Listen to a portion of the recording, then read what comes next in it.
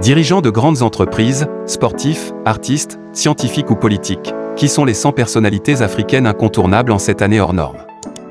Monsieur Fortune vous livre le classement. Qui sont les Africains les plus influents?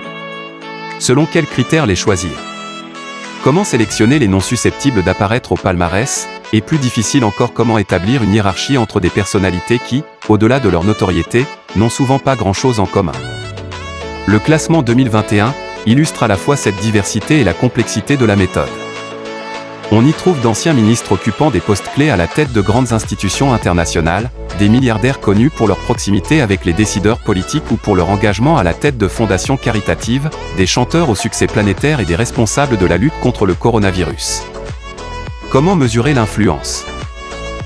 Chacun est influent à sa façon. Parfois par son charisme, qui lui donne un pouvoir sur l'opinion publique, parfois par la puissance des entreprises qu'il dirige ou par sa position à la tête d'une organisation au rayonnement mondial. Certaines personnes, d'ailleurs, pourront s'étonner de ne pas trouver de chef d'État ou de gouvernement parmi ces 100 influents. C'est une volonté délibérée. Les monarques ou les présidents étant influents par définition, nous avons préféré mettre en avant des profils moins attendus. Pour établir une hiérarchie, nous avons, cette année encore, identifié 3 grandes catégories de critères. L'influence proprement dite, d'abord, c'est-à-dire la capacité à peser sur des décisions politiques ou économiques, à modeler l'opinion publique. La notoriété, ensuite, que nous mesurons par l'exposition médiatique et la popularité sur les réseaux sociaux. La trajectoire, enfin, à savoir la dynamique du parcours de chacun, ce dernier critère expliquant que le classement 2021 diffère très sensiblement de celui de 2020. 2021, une année vraiment étrange. À toutes ces considérations méthodologiques vient s'ajouter un facteur très particulier, l'étrangeté absolue de cette année 2021. Aucun doute, on joue ici en première division. Des patrons, oui, mais les plus riches, les plus puissants. Des chanteurs, mais de ceux qui collectionnent les disques de platine et les millions de vues sur YouTube. Des footballeurs évoluant dans les plus grands clubs du monde, des dirigeants de grandes institutions internationales, tout en haut du classement.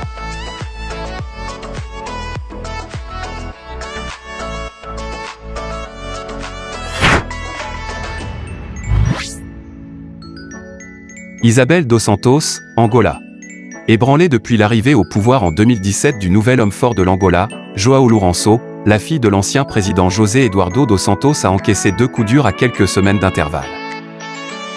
Après le gel préventif de ses avoirs en Angola, puis au Portugal, décrété à la fin de 2019, Isabel dos Santos, visée par des enquêtes pour détournement de fonds publics, a été mondialement exposée au début de 2020 par les Luanda Leaks, qui ont révélé l'opacité de son empire financier. Depuis, la princesse, dont la fortune est estimée à 1,7 milliard de dollars, rend coup pour coup, tweet critiquant l'administration Lourenço, mobilisation de grands cabinets d'avocats pour récupérer ses actifs, recours à l'agence de communication offensive PowerScour pour dénoncer une justice angolaise aux ordres du pouvoir politique. Et rien ne détournera Isabel dos Santos de sa croisade pour défendre son nom et son statut. Iman Ayissi, Cameroun. C'est après une carrière de danseur au sein du Ballet national du Cameroun qu'Iman Ayissi, 53 ans, s'investit dans la mode. D'abord styliste pour le plus grand atelier de fabrication du pays, il s'installe à Paris au début des années 1990 et entame une carrière de mannequin pour Lanvin, Dior ou encore Valentino. C'est à cette époque qu'il se recentre sur le stylisme, s'inspirant des cultures du continent pour concevoir ses collections. En janvier, il est devenu le premier styliste subsaharien à présenter ses créations à Paris lors de la semaine de la haute couture. Alaa Salah, Soudan. Le 8 avril 2019, la photo de celle que l'on surnomme la « femme en blanc » faisait le tour du monde. Debout sur une voiture au milieu d'une centaine de personnes, Alaa Salah laissait entendre sa voix au cœur de la révolution soudanaise. Celle qui avait interrompu ses études d'architecture pour rejoindre le soulèvement populaire est devenue l'icône de toute une nation. Et pour cause, 3 jours après la diffusion du célèbre cliché, Omar el-Béchir est renversé par un coup d'état militaire, après avoir dirigé le pays pendant 30 ans et y avoir instauré une politique islamique de prédation. Le pays bascule alors dans une période transitoire de 3 ans pour tourner la page des dérives du précédent régime. Aujourd'hui, l'étudiante de 23 ans multiplie les déplacements à travers le monde et accorde des interviews à de nombreux médias pour tenter de faire sortir le Soudan de l'ombre.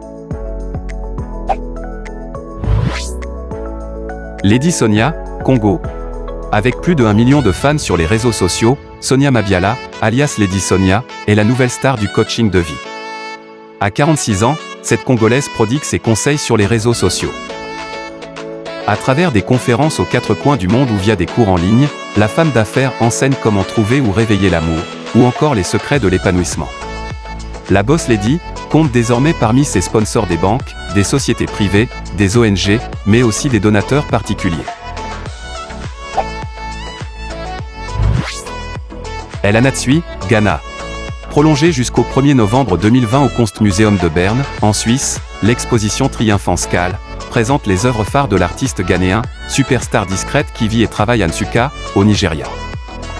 Connu pour ses immenses draperies de métal constituées de bouchons pliés et reliés entre eux par des fils de cuivre, El Anatsui est aujourd'hui l'un des artistes africains les plus cotés sur le marché de l'art.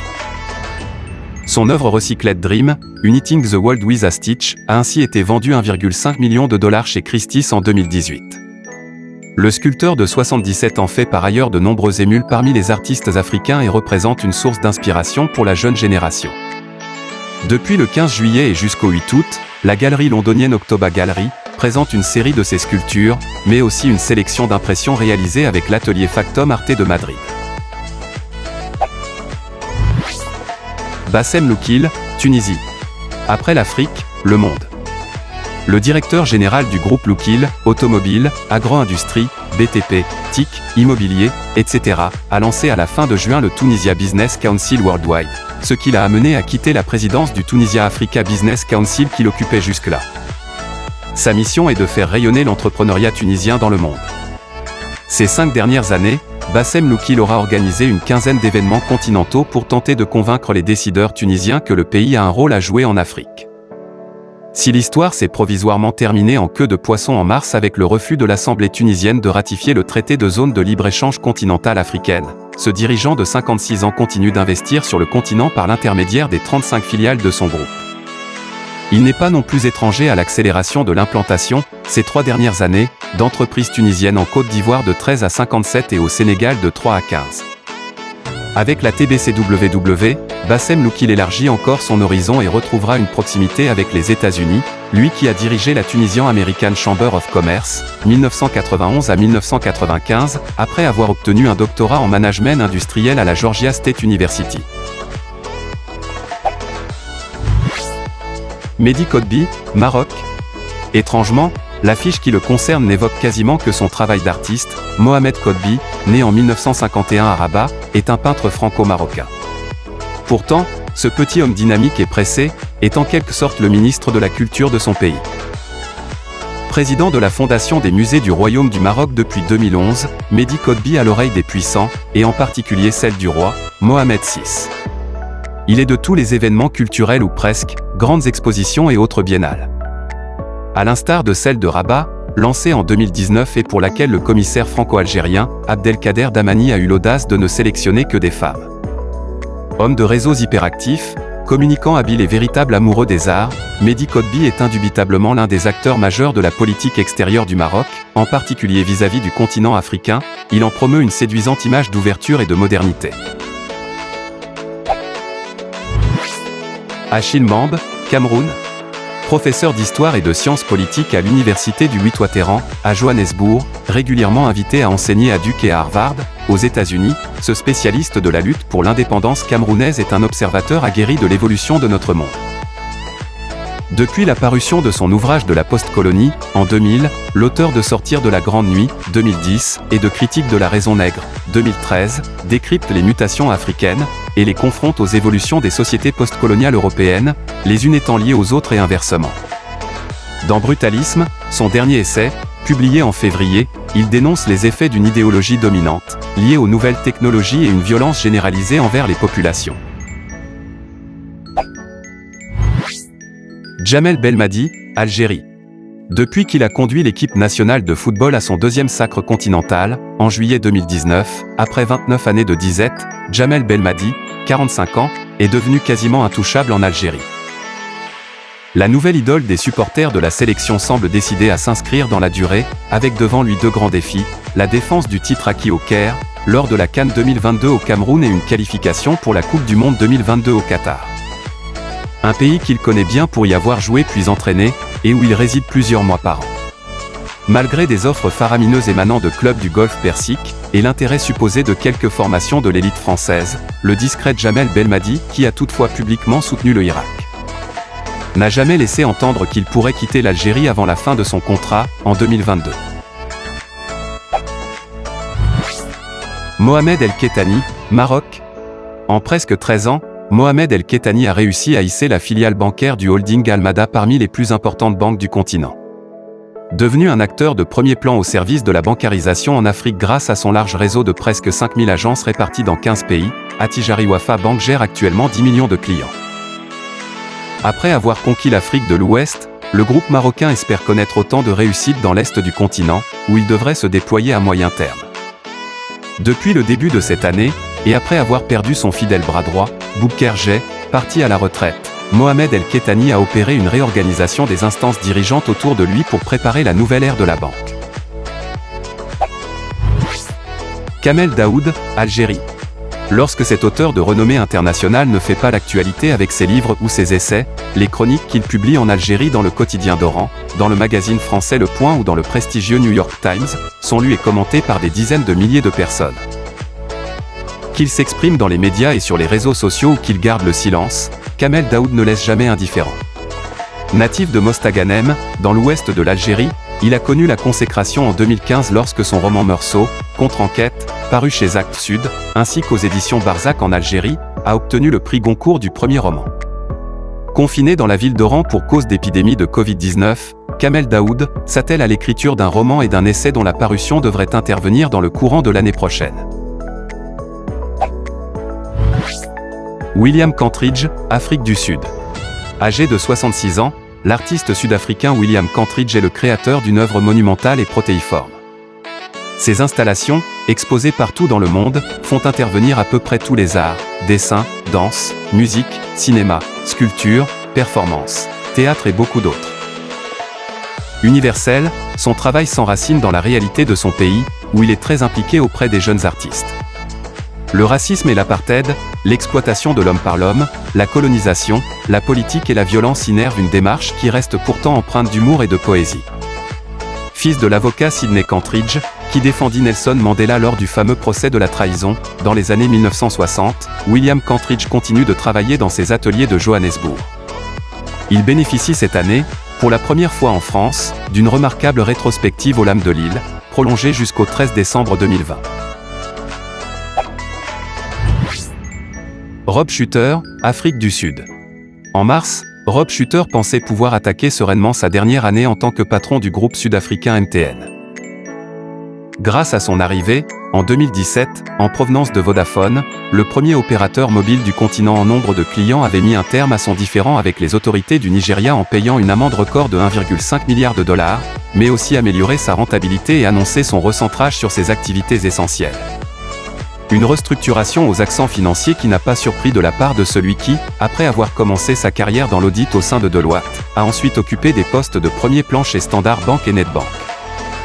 Mais il était écrit que le passage de Rob Shuter au sein de MTN, dirigeant aussi discret qu'efficace, serait marqué par des événements exceptionnels.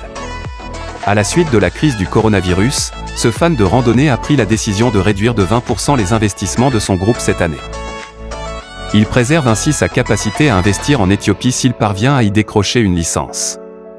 Un dossier dont il n'est pas sûr de voir le dénouement avant la date de son départ, prévue en mars. Tiken Jah Fakoly, Côte d'Ivoire. Il n'est plus monté sur scène depuis plusieurs semaines à cause du coronavirus. Sa voix, pourtant, Tiken Jah Fakoly continue de la faire entendre. Du haut de ses 53 ans, le reggaeman ivoirien est toujours un leader écouté et suivi par la jeunesse africaine francophone. À la mi-mai, il diffusait un nouveau clip pour sensibiliser les populations aux gestes barrières contre le Covid-19. Mais c'est surtout sur le terrain politique que Tiken Jah Fakoly continue de distiller ses messages, comme il le fait depuis plus de 20 ans. À la fin de 2019, son duo Troisième Dose à Moulin-Fait, avec le rappeur sénégalais Didier Awadi devenait l'un des hymnes du mouvement de contestation populaire contre le troisième mandat du président Alpha Condé, en Guinée. Plus récemment, celui qui avait été contraint de fuir la Côte d'Ivoire en 2003 et de s'installer en exil à Bamako s'est prononcé sur l'élection présidentielle incertaine d'octobre dans son pays. Dans une vidéo publiée le 24 juin sur sa page Facebook, suivie par près de 2 millions de personnes, il appelait ses compatriotes à barrer la route à Alassane Ouattara, à Laurent Gbagbo et à Henri Konan Bédié, estimant que leur temps était passé et qu'ils devaient maintenant transmettre le témoin à une nouvelle génération. David Adjaye, Ghana-Royaume-Uni. La crise sanitaire liée à la pandémie de Covid-19 a coïncidé avec le premier anniversaire du retour de David Adjaye à Accra, au Ghana. Le starchitecte, de 53 ans, a mis à profit cette situation pour se replonger dans l'histoire du pays dont il est originaire.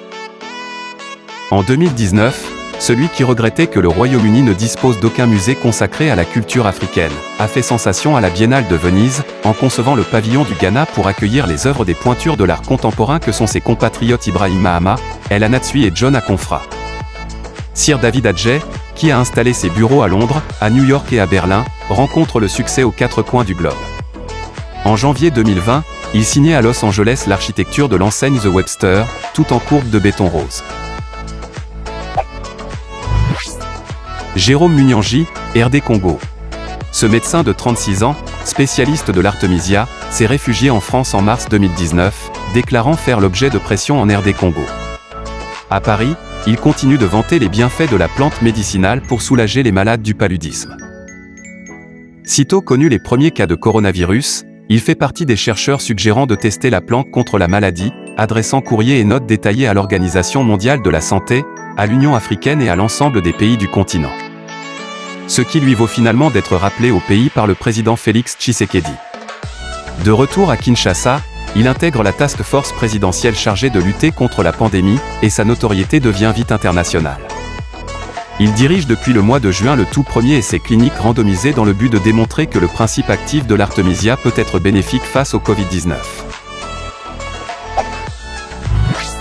Touria El Glaoui, Maroc. La dernière édition physique de la foire d'art contemporain africain s'est tenue à Marrakech, à la fin du mois de février 2020. Quelques jours plus tard, de nombreux pays optaient pour le confinement de leur population. Mais il faudrait plus qu'une crise sanitaire mondiale pour que Touria El Glaoui, créatrice de l'événement en 2013 et fille du peintre Hassan El Glaoui, renonce à ses projets. En raison du coronavirus, la foire prévue à New York en mai a eu lieu en ligne. Et, depuis quelques semaines, il propose chaque mercredi un webinaire consacré à des thématiques liées à l'art contemporain. Pour l'heure, sauf dégradation des conditions sanitaires, la foire, qui attire chaque année 18 000 visiteurs, devrait bien se tenir comme prévu au début d'octobre à Somerset House à Londres. Un rendez-vous attendu par le milieu de l'art contemporain africain et auquel Touria El Glaoui sait offrir sa chaleur, son enthousiasme et son professionnalisme. Moustapha Sanalla, Libye. Le président de la compagnie nationale pétrolière libyenne est quasiment le seul élément de stabilité du pays.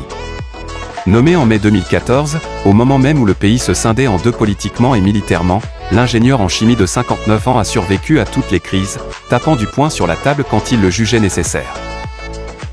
Dernière sortie en date, sa colère, à la fin de juin, contre la présence de mercenaires russes dans le sud, empêchant la reprise normale de la production du champ de Charara, le plus important du pays. Moustapha Sanalla se sait indispensable depuis qu'il a réussi à maintenir l'unité de la NOC quand celle-ci était convoitée par les autorités de l'Est et de l'Ouest. Épaulé par la Banque centrale, l'homme à la barbe poivre et sel a maintenu la distribution de la manne pétrolière sur tout le territoire, y gagnant la protection des États-Unis. Né à Benghazi, mais originaire d'une famille de Misrata, Moustapha Sanalla a ses entrées partout en Libye. Mahamadou Bonkoungou, Burkina Faso. Le discret homme d'affaires burkinabé a réussi, en une trentaine d'années, à conférer une stature internationale à son groupe, entreprise Bonkoungou Mahamadou et Fils, qui emploie plus de 3000 personnes dans 6 pays d'Afrique de l'Ouest. Mahamadou Bonkoungou, Burkina Faso. Le discret homme d'affaires burkinabé a réussi, en une trentaine d'années, à conférer une stature internationale à son groupe, entreprise Bonkoungou Mahamadou et Fils, qui emploie plus de 3000 personnes dans 6 pays d'Afrique de l'Ouest. En plus de son pays d'origine, où il a notamment eu la charge des chantiers de viabilisation du projet Zaka, une zone immobilière et de la route Koudougou de Dougou, ce champion du BTP parvient à décrocher des marchés dans plusieurs pays voisins. En juin, Ebomaf a ainsi signé avec le gouvernement togolais 2 contrats pour la réalisation d'infrastructures routières et de drainage des eaux dans le sud du pays. La réussite du groupe a permis à son fondateur de tisser des liens étroits avec plusieurs chefs d'État de la région. En plus des travaux publics, l'homme d'affaires est actif dans l'immobilier, l'hôtellerie, le secteur bancaire et le transport aérien à travers sa compagnie de jet privé Lisa Transport International. Aziz Mebarek, Tunisie. Pionnier du capital investissement avec Afrique Invest, créé en 1994, le diplômé de l'école des ponts Paristech surgit toujours là où on ne l'attend pas. En partenariat avec la société de gestion KT Capital, Aziz Mebarek, 57 ans, a lancé en 2019 un fonds de 150 millions d'euros à destination des jeunes pousses africaines. Jusqu'ici, les actifs gérés par Afrique Invest, 1,3 milliard d'euros, étaient investis dans les secteurs traditionnels de la construction et du commerce. Avec ce nouveau véhicule, l'entreprise s'aventure pour la première fois dans l'économie numérique. Mais, pour le Tunisien, c'est autant un pari financier qu'un choix philosophique, celui de proposer un fonds panafricain pour les entrepreneurs continentaux. L'ancien dirigeant du sidérurgiste Tunis Acier a su s'adapter à la nouvelle économie tout en cultivant la même discrétion. Il s'échine maintenant à identifier les nouvelles opportunités à saisir dans le contexte de la pandémie de Covid-19. Rebecca Enonchang, Cameroun. C'est en tant qu'entrepreneur que Rebecca Enonchang, 54 ans, s'est fait un nom dans l'écosystème mondial des nouvelles technologies. Mais l'aura de la fondatrice d'Abstec, fournisseur de logiciels de gestion, a depuis dépassé les frontières de la tech. Au Cameroun, cette originaire du nord-ouest anglophone est aussi l'une des voix du combat contre les injustices sociales. En 2017, elle a porté à bout de bras la mobilisation Brinbacor Internet, après que le gouvernement eut coupé l'accès à Internet dans les régions anglophones en proie à une importante crise sociopolitique. Depuis lors, Rebecca Enonchang n'hésite pas à se servir de son audience grandissante, plus de 105 000 abonnés sur Twitter, pour dénoncer les injustices dans son pays. ActiveSpace, l'incubateur de start-up qu'elle a lancé au Cameroun, continue d'étendre son réseau. En juillet, la jeune entreprise a ouvert une nouvelle branche dans l'ouest du pays. Enoch Adebois, Nigeria. Ancien mathématicien devenu homme de Dieu, Enoch Adebois accueille des foules de fidèles venus du monde entier dans sa célèbre Redeemed Christian Church of God de Lagos, qui recense près de 2000 paroisses dans tout le Nigeria et possède aussi des milliers de maisons, des routes, des banques et des supermarchés. Né en 1942 au sein d'une famille très pauvre, le pasteur le plus célèbre du Nigeria aspire à révolutionner le concept même d'église en créant différentes structures religieuses, et ce à l'échelle internationale. La RCCG compte déjà plusieurs églises sur le continent, notamment en Côte d'Ivoire, en Afrique du Sud ou encore au Ghana. En Europe, c'est en France, au Royaume-Uni et en Allemagne qu'elle s'est installée, après son succès aux États-Unis et dans les Caraïbes. À l'aide de son épouse, Folu, il dirige également la Redeemer High School, créée en 1998, qui accueille des centaines de fils de pasteurs et de missionnaires dont l'admission s'appuie sur le mérite. En début d'année, le pasteur avait confié avoir reçu un message céleste lui informant qu'il y aurait des vacances obligatoires dans le monde entier à travers une peste pour prouver que Dieu est le Tout-Puissant. Le Covid-19 serait-il cette peste? Vanessa Nakat, Ouganda. Activiste et organisée, c'est ainsi que Vanessa Nakat, ougandaise de 24 ans, se présente sur son compte Twitter. La jeune femme diplômée en marketing se consacre quasi exclusivement à la cause environnementale. C'est, paradoxalement, en étant invisibilisée, qu'elle a gagné en notoriété. En 2019, lors du forum de Davos, en Suisse, elle donne une conférence sur l'urgence climatique aux côtés de jeunes activistes, parmi lesquels la célèbre Suédoise Greta Thunberg.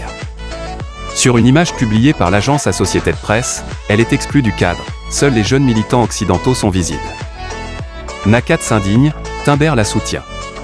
Les médias ougandais et internationaux, Al Jazeera, The Guardian, lui tendent le micro. Son engagement remonte à 2018. J'avais des lectures théoriques d'un côté. De l'autre, je découvrais les retombées du réchauffement climatique sur les populations de mon pays, explique-t-elle à Jeune Afrique. Durant le printemps 2019, elle se rend régulièrement seule sur la Jinja Road, à proximité du Parlement, à Kampala, pancarte écolo en main. Investie dans différents projets, comme l'installation de panneaux solaires dans des écoles rurales, elle fonde le Rise Up Movement, qui rassemble de jeunes militants dans une dizaine de pays du continent. Le mouvement mène 2 campagnes pour défendre le parc national de Nairobi, au Kenya, et la forêt du bassin du Congo, menacée par l'exploitation forestière et minière. Le ton calme et posé de Nakat porte un discours tranché. On peut se poser la question de savoir si le capitalisme et l'écologie sont compatibles. Nous, Habitants du Sud, nous le savons, les investissements du Nord sont souvent synonymes d'augmentation d'émissions de CO2, nous dit-elle. Plus que les jeunes militants européens, NACAT relie la protection de l'environnement aux droits économiques et au respect des populations indigènes. En RD Congo notamment, les premières victimes de la déforestation sont les habitants des forêts, insiste-t-elle. Droits des femmes et défense de l'environnement vont aussi de pair pour elle. Les changements climatiques affectent les plus fragiles, parmi lesquels les femmes, dont les travaux aux champs sont compliqués par les sécheresses, par exemple. NACAT conclut par son mantra « Mon ambition, c'est d'affirmer que l'Afrique a une voix, qu'elle peut raconter sa propre histoire climatique. » James Mwangi, Kenya. En 2012, James Mwangi est entré dans l'histoire en devenant le premier Africain désigné entrepreneur de l'année par Ernst & Young. C'est lui qui a sorti Equity Bank de la faillite, à son arrivée, en 1993, pour en faire le premier établissement financier d'Afrique de l'Est. Au premier trimestre 2019, Equity Group Holding Ltd comptait près de 12,4 millions de clients en Afrique de l'Est. Après avoir ouvert la banque au plus grand nombre, ce multimillionnaire, sa fortune personnelle est estimée à environ 50 millions d'euros, a lancé sa propre fondation pour envoyer ses jeunes compatriotes les plus méritants dans les meilleures universités du monde. Plus de 1200 étudiants kenyans ont déjà bénéficié de ce programme. Hassanin Irigi, Madagascar. S'il figurait déjà parmi les 100 Africains les plus influents en 2019, Hassanin Irigi, 45 ans, progresse fortement cette année grâce à une actualité très riche. Le groupe familial Axian, qu'il dirige depuis 2015, a lancé à la fin de juin un réseau de téléphonie mobile 5G à Madagascar, confortant son statut de leader national des télécommunications. Il est également actif dans ce secteur au Sénégal et au Togo, pariant à terme sur une concentration continentale des opérateurs mobiles. Présent dans la banque, la distribution, l'immobilier et l'agroalimentaire, Axian intervient aussi dans le secteur de l'énergie, avec de vastes projets d'électrification en Ouganda et au Mali. À la fin de 2019, le groupe a par ailleurs ouvert à Antananarivo Nexta, un incubateur de start-up inspiré de la station F, à Paris, du milliardaire Xavier Niel. Yérim Sow, Sénégal. Discret mais incontournable. S'il n'aime guère se mettre en avant ni communiquer, Yérim Habib Sow, 54 ans, n'en est pas moins omniprésent dans le monde des affaires en Afrique de l'Ouest.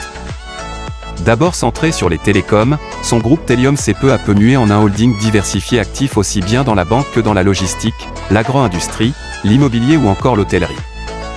Au début de la pandémie de Covid-19, Telium s'est allié à la CSE, compagnie sahélienne d'entreprises, et à Free Sénégal pour faire don de 450 millions de francs CFA, 686 000 euros, au ministère sénégalais de la Santé.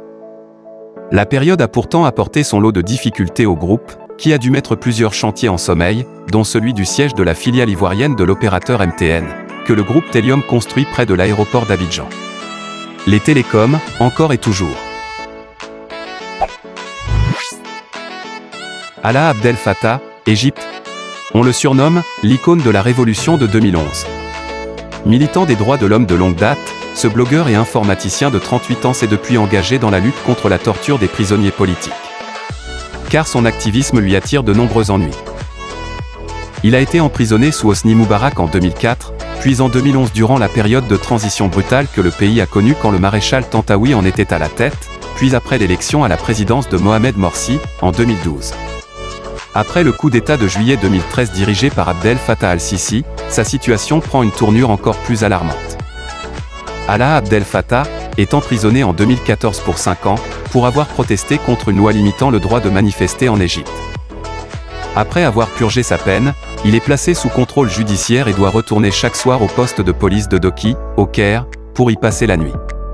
Le dimanche 29 septembre 2019, il n'en ressort pas, victime d'une vaste campagne d'arrestation lancée par le régime après une mobilisation contre le président Sisi. Virgil Abloh, Ghana. Difficile de résumer Virgil Abloh en une seule étiquette.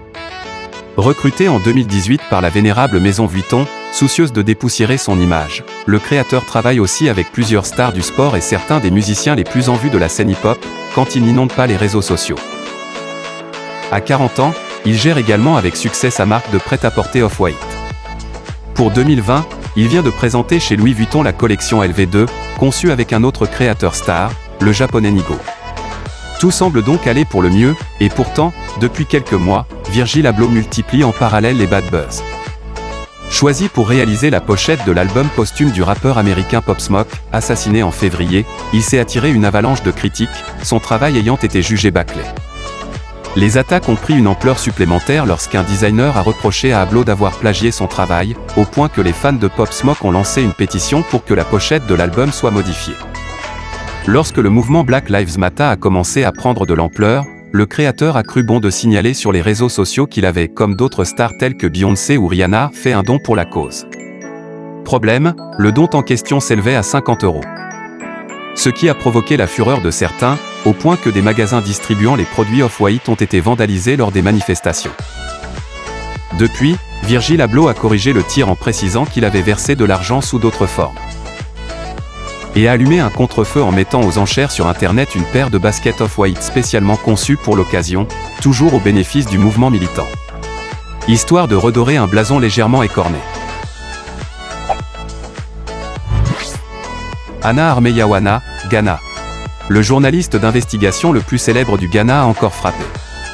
Après son documentaire sur la Confédération africaine de football, son enquête sur la corruption du secteur minier ou encore son travail sur le système judiciaire ghanéen, l'homme qui se cache derrière un voile de perles, a révélé au début de juillet une escroquerie liée à l'épidémie de Covid-19.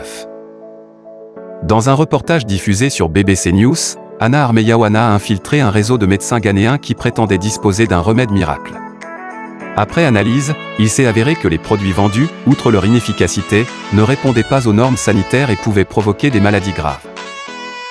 Acclamé pour ses enquêtes réalisées en caméra cachée, le journaliste masqué compte bien continuer à révéler les dérives de la société ghanéenne, et notamment celles de ses élites. Apollinaire Compaoré, Burkina Faso. Malgré une année 2020 mouvementée en raison de la crise sanitaire, l'influent patron du groupe Planor Afrique réaffirme son intention de poursuivre ses investissements dans les télécoms et la banque. Plus de 55 milliards de francs CFA, 84 millions d'euros, dont la moitié sera débloquée cette année, sont nécessaires au renouvellement de la licence 4G de Telecel Faso, qui s'apprête à lancer Telecel Money, son service de mobile banking. Chez le voisin malien, Apollinaire Compaoré entend investir près de 150 milliards de francs CFA pour développer Telecel Mali, qui a atteint le cap du million d'abonnés. Cette somme servira également à l'ouverture de 2 filiales bancaires. Le sexagénaire, par ailleurs patron des patrons burkinabés, étudie aussi l'option de lancer Wenkuni Bank International hors des frontières du pays. D'après nos informations, le Mali et la Côte d'Ivoire sont notamment dans sa ligne de mire. Nadia Feta, Maroc. Sa nomination, en octobre 2019, dans le gouvernement de Sadreddine El Othmani, en tant que ministre du Tourisme, de l'Artisanat, du Transport aérien et de l'économie sociale, fut une surprise. Celle qui était alors la patronne de Sanlam Panafrica General Insurance avait également été présidente du conseil d'administration de Saham Assurance et directrice générale déléguée de Saham Finance. Parmi ses faits d'armes, une offensive remarquée dans le secteur de l'assurance sur le continent, avec des acquisitions au Nigeria, en Angola ou encore au Rwanda. Nadia Feta, qui a su se faire une place dans l'univers de la finance, un domaine particulièrement masculin, est également parvenue à obtenir un portefeuille gouvernemental stratégique. La jeune femme est volontiers décrite par son entourage comme dynamique, passionnée et avide de défis. Des qualités qui ne seront pas de trop pour relever le secteur du tourisme marocain, qui traverse l'une des plus graves crises de son histoire. Patrick Soon-Shiong, Afrique du Sud Chine. Né et élevé en Afrique du Sud par des parents chinois qui avaient fui l'invasion japonaise, Patrick Soon-Shiong vit aujourd'hui à Los Angeles et a acquis la nationalité américaine. Ce chirurgien, chercheur et philanthrope de 69 ans a inventé et développé l'Abraxane, un médicament pour le traitement des cancers du sein, du poumon et du pancréas. Pionnier de nouvelles thérapies, auteur de centaines d'articles scientifiques et de brevets dans le monde entier, le docteur allie rigueur scientifique et sens des affaires.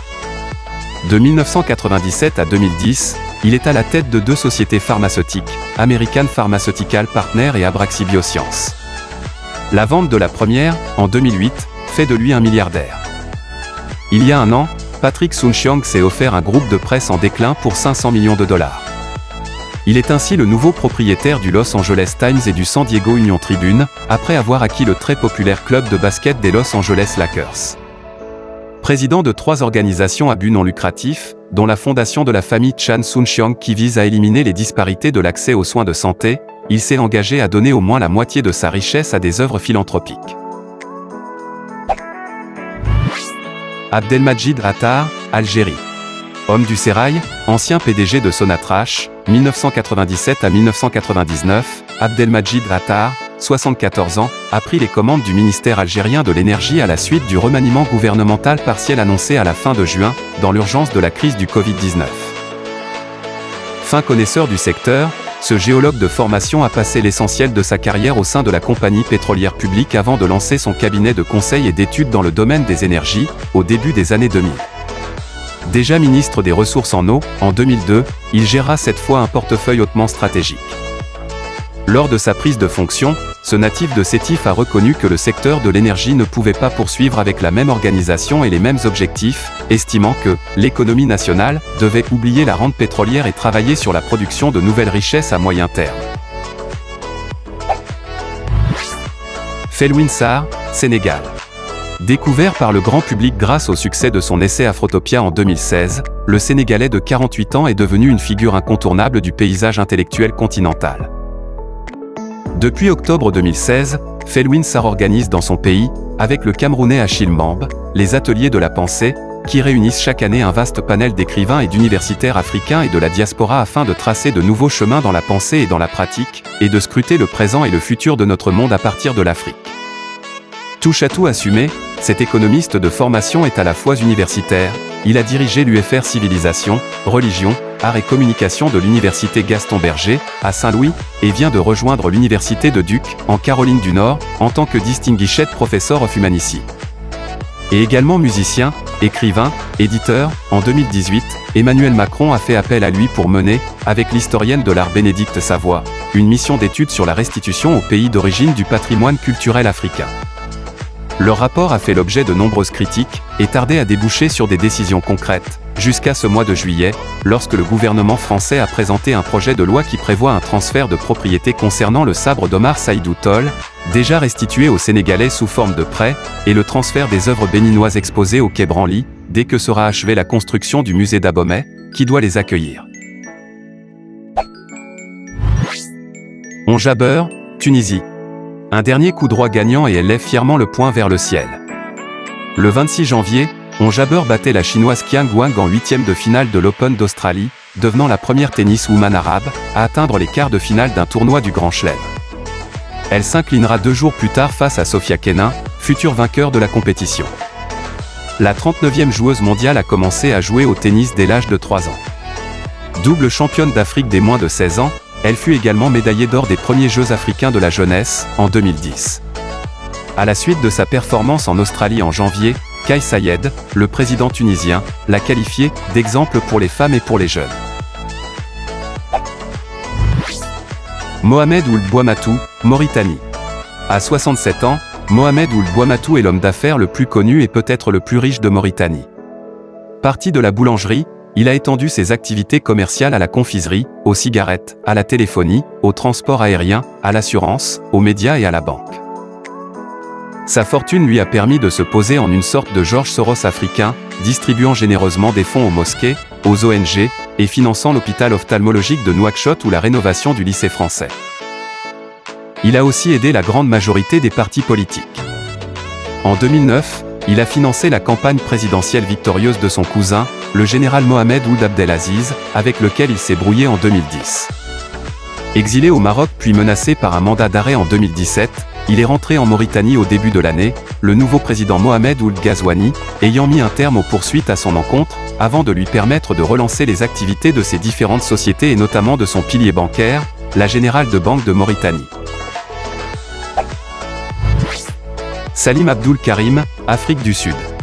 S'il n'a acquis une notoriété mondiale qu'à la faveur de la pandémie de coronavirus, le docteur Salim Abdoul Karim, qui vient tout juste de fêter ses 61 ans, est depuis longtemps une sommité en Afrique du Sud et au sein de la communauté scientifique internationale. Épidémiologiste, il s'est d'abord distingué dans la recherche sur le VIH, au point d'être nommé à la tête du panel d'experts de l'ONU-SIDA. Une première consécration qui venait récompenser le travail effectué aux côtés de Karesha Abdul Karim, son épouse, mais également de son ancien camarade d'université Zweli Mkhize, aujourd'hui ministre de la Santé. C'est le Covid-19 qui les réunit au printemps 2020, lorsqu'il met sur pied un conseil scientifique chargé de guider la riposte du gouvernement. Le ministre fait logiquement appel à son prestigieux camarade. Salim Abdul Karim devient, dès lors, l'un des principaux visages de la lutte contre le Covid en Afrique du Sud et sur le continent. Sans langue de bois, il est le premier à prédire, alors que beaucoup croient encore que l'Afrique ne sera que peu touchée par le virus, que le pic de la pandémie pourrait ne survenir qu'en septembre. Et répète dans les médias que ses concitoyens doivent s'habituer à l'idée de vivre durablement avec le Covid. Clara Kamanzi, Rwanda. Directrice depuis 2017 du très influent Rwanda Development Board, RDB, l'agence gouvernementale chargée d'attirer les investisseurs étrangers, Clara Kamanzi a 42 ans, l'une des principales figures du milieu des affaires au Rwanda. Cheville ouvrière de la campagne Visite Rwanda, qui fait la promotion d'un tourisme de luxe au pays des mille collines, elle a notamment œuvré pour les contrats de sponsoring signés avec le club de football anglais Arsenal, en 2018, et avec celui du Paris Saint-Germain, PSG, conclu en décembre 2019. Ancienne négociatrice du Rwanda à l'Organisation mondiale du commerce, passée entre 2016 et 2017 par la Strategy and Policy Uni, cellule centrale de la présidence rwandaise chargée de conseiller le chef de l'État, elle est, depuis le début de mai, membre du conseil d'administration de la nouvelle fondation de l'Organisation mondiale de la santé. Carlos Lopez, Guinée-Bissau. Après tout ce que le pays a enduré, il a le droit à un peu de répit de la part de ceux qui aiment juger et évaluer. Laissez le Rwanda tranquille. Le 4 juillet, par ce tweet publié à l'occasion de la fête de la libération et illustré de photos montrant la transformation de la capitale Kigali, Carlos Lopez a une nouvelle fois défendu le bilan du président. Carlos Lopez a une nouvelle fois défendu le bilan du président Paul Kagame. L'économiste bissau-guinéen est un fervent défenseur du chef de l'État rwandais, qu'il a nommé en 2016 parmi les membres de la commission de réforme de l'Union africaine. Très présent dans les médias et sur les réseaux sociaux, l'ex-secrétaire général de la Commission des Nations Unies pour l'Afrique milite plus largement pour que le continent devienne un acteur plus écouté au sein de la communauté internationale. Désigné en 2018 représentant de l'UA pour les négociations avec l'Union européenne, il n'hésite pas à dénoncer des accords commerciaux qu'il estime trop peu favorables aux pays africains. Enseignant à l'Université du Cap, en Afrique du Sud, il donne aussi des cours aux étudiants de Sciences Po Paris. En parallèle, il trouve le temps de conseiller plusieurs États comme le Togo ou Djibouti, mais aussi des institutions telles que la Banque arabe pour le développement économique en Afrique. Achalek, Cameroun-Afrique du Sud. Président Afrique de MC Quincy et membre depuis mai, du Shareholder Council, une sorte de conseil d'administration au sein du cabinet de conseil américain, Achalek, 48 ans, est un consultant qui compte sur le continent. Son mantra auprès des investisseurs, les économies africaines regorgent de potentiel. En cette période de coronavirus, il appelle à une collaboration plus étroite entre les gouvernements, le secteur privé et les institutions internationales. Entré chez MC Quincy il y a plus de 20 ans, diplômé de la Georgia Tech et de l'université Stanford, aux États-Unis, et résident en Afrique du Sud, Achalek a développé un vaste réseau parmi les gouvernants et les hommes d'affaires, en Afrique et dans le monde, Aliko Dangote en tête. Il conseille aussi les gouvernements, comme celui du Sénégal, pour lequel MC Quincy a aidé à établir le plan Sénégal Émerge. Proche de sa compatriote Vera Sangou, secrétaire exécutive de la Commission économique pour l'Afrique des Nations Unies, il est membre, comme elle, de l'équipe de réforme institutionnelle de l'Union africaine mise en place par Paul Kagame, et de l'African Leadership Network. Il a par ailleurs cofondé l'African Leadership Academy, une institution implantée à Johannesburg visant à former les leaders africains de demain, et plus récemment l'African Leadership University, avec des campus à Maurice et au Rwanda. Issa Rebrab, Algérie. L'année 2019 aura été annus horribili pour le PDG du groupe Cevital. Incarcéré pendant 6 mois pour une affaire de surfacturation et d'infraction à la législation relative aux mouvements de capitaux qu'il conteste, il est condamné en janvier dernier à 18 mois de prison, dont 6 mois fermes. Discret depuis sa remise en liberté, cet industriel d'origine kabyle n'en est pas moins actif au sein du groupe qu'il dirige avec ses 3 fils et sa fille. Les ennuis judiciaires de ce patriarche de 76 ans n'ont pas empêché le conglomérat qu'il a créé en 1998 de maintenir sa position de leader. Premier groupe privé en Algérie, Cevital affiche un chiffre d'affaires de près de 4 milliards d'euros. Estimée, quant à elle, à 3,4 milliards d'euros en 2020, la fortune personnelle d'Issa Rebrab fait de lui l'homme le plus riche d'Algérie et le 6e d'Afrique. La chute du régime du président Bouteflika, à l'origine des blocages de nombreux projets de Cévital, constitue une opportunité pour la famille Rebrab de diversifier ses activités. Mike Adenuga, Nigeria.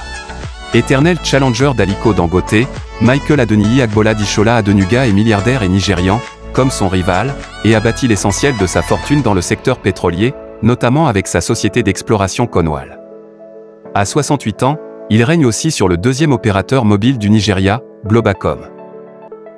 Diplômé de la Patsy University de New York, ce père de 7 enfants occupait au début de 2020 la 3e place du classement des milliardaires africains, derrière les inamovibles Aliko Dangote et Naguib Sawiris, avec une fortune estimée à 7,7 milliards de dollars selon Forbes.